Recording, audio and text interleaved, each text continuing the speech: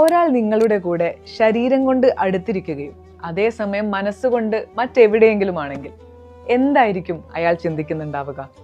കരിയറിനെ കുറിച്ചോ കുടുംബത്തെക്കുറിച്ചോ സമ്പത്തിനെ കുറിച്ചോ ഒക്കെയാവും അയാളുടെ ചിന്തകൾ. നിങ്ങൾ സ്വർഗത്തിലാണെന്ന് സങ്കല്പിച്ചിട്ടുണ്ടോ?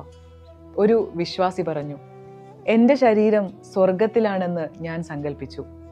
അവിടെയുള്ള പട്ടുവസ്ത്രങ്ങൾ ഞാൻ ഉപയോഗിച്ചു.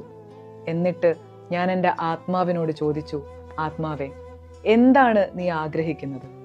ആത്മാവ് മറുപടി പറഞ്ഞു, എന്നെ ഭൂമിയിലേക്ക് അയക്കൂ, ഞാൻ കൂടുതൽ സൽക്കർമ്മങ്ങൾ ചെയ്ത് തിരിച്ചു വരാം.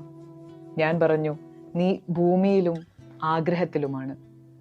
ആ ചോദ്യം വിശ്വാസിയുടെ ചിന്തകളിൽ മാറ്റമുണ്ടാക്കി. കൂടുതൽ സൽക്കർമ്മങ്ങൾ ചെയ്ത് സ്വർഗത്തിലെ സ്ഥാനമുയർത്താനും ദുനിയാവിൽ വിശ്രമമില്ലാതെ പ്രവർത്തിക്കാനും അയാൾക്ക് ആവേശം നൽകി.